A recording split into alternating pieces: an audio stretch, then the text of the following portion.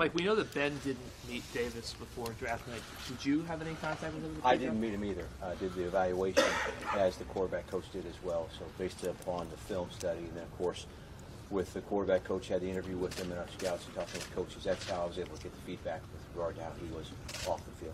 What are your early impressions of him? I know he had some coaching with Jason before coming in here and tried to get him ready with the language and stuff. Has that paid off? That is one of the things I think that stood out, was the jump he made from his game film at Cal to the Senior Bowl and then the Combine. There was quite a bit of work that he did, and you could see that. Of course, at the Senior Bowl, he had opportunities to be under center.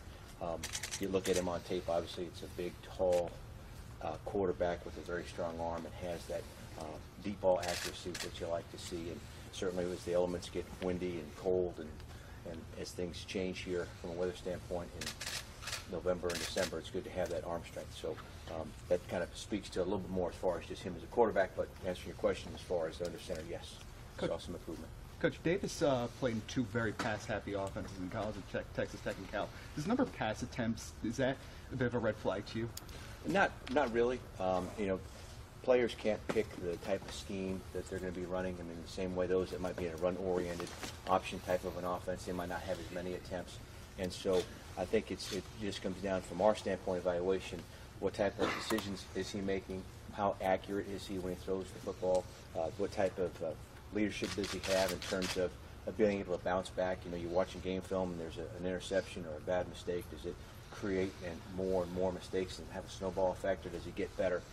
And so don't really hold that against a guy. You know, it's a matter of just evaluating his body of work and the scheme that he was designated to play in. Mike, I And guess looking at him on film, why is it that maybe his deep accuracy wasn't maybe as it wasn't as strong as his shorter accuracy? Is that a matter of the system he was in, or just was he a victim of drops? I actually saw it the other way. I thought his deep accuracy was better in many cases than some of the shorter intermediate accuracy on the tapes that I looked at. And again, it's in the eye of the beholder because, you know, you look at 3, 4, 5 games and the different cut-ups and so forth, but just from the standpoint, the thing that stuck out to me from an accuracy perspective was the deep ball accuracy.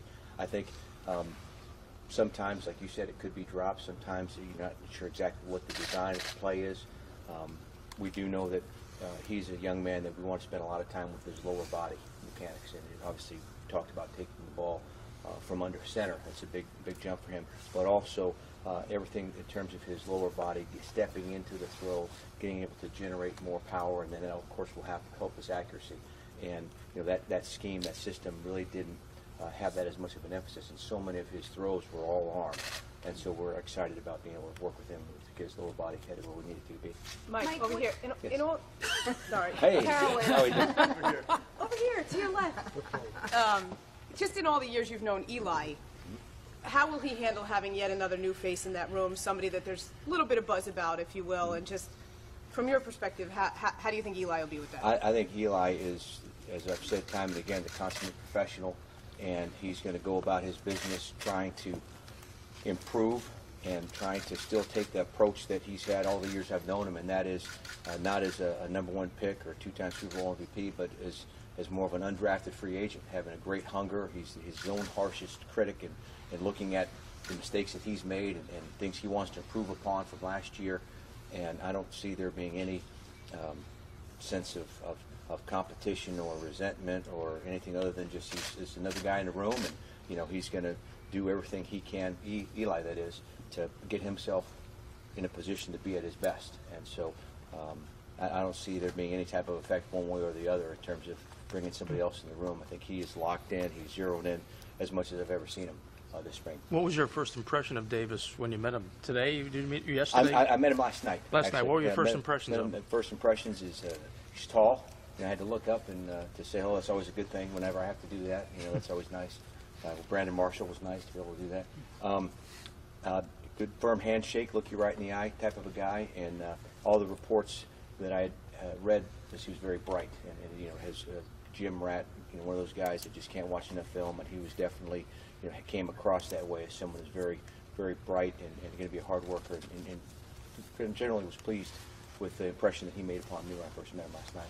Mike, among your offensive weapons, Where does Engram either set himself apart or intrigue you about how to use him, that kind of thing? Well, the thing that really is intriguing me about Evan is the speed component. I mean, this is a legitimate vertical threat, but he's not just a receiver. In fact, when I talk about first impressions, when I met him, and seeing him up close and personal last night, this is a big, strong guy. I mean, there's a size element that he has. He is not a big, wide receiver, and we do feel comfortable about things that we'll want him to do when he has to have his hand on the ground and when he's in that wing alignment. But there's a versatility that he has that we're hoping can create some problems for the defense from a matchup standpoint because of his speed and because of how he runs his routes like a wide receiver. I believe he had the third fastest combine time, even including the receivers. And so he is that dynamic threat and has a very confident but humble and very focused demeanor. As we, in just a short period of time, we've had a chance to work with him. So we're going to throw the kitchen sink at him and see what's going to help put us in the best position to be successful. Do you put him in the tight end room or the wide receiver room? He's in our tight end room. He's in our Mike, tight end.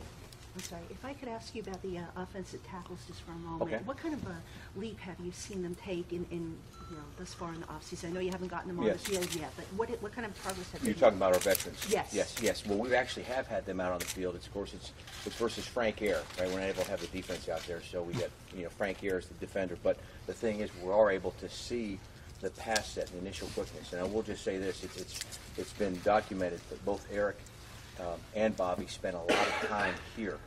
He's got for working out in the weight room, and I think when you see Eric, his body, it looks like he's a lot leaner.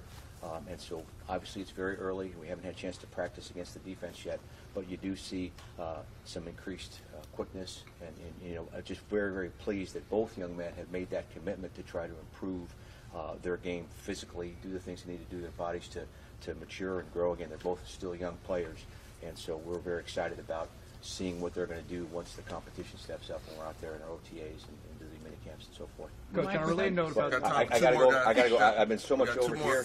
I got my cuz back there, but still, We got two more spaces now. reading both sides of the field. That's right. What I meant was, oftentimes people might look at him and say, "Oh, he's just going to be there to be split out wide." And when we think of a big wide receiver, I don't know. In my mind, I'm thinking of the Brandon Marshall, Plexico Burris. That's a big wide receiver.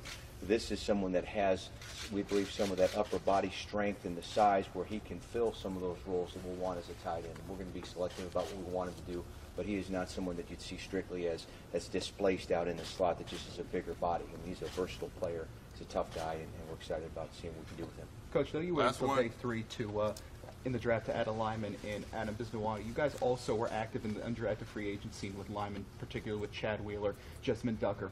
What have you guys seen from the linemen, from these rookie linemen so far via film? Okay, well, the two young men you just mentioned, as far as the free agents, obviously are some guys that we're excited to have in here, and Adam is excited for him as a draft choice. It's so early to say. Just to transition from that college game, you can look at some of the Senior Bowl tape to try to see something that's a little more resembles the NFL type offenses.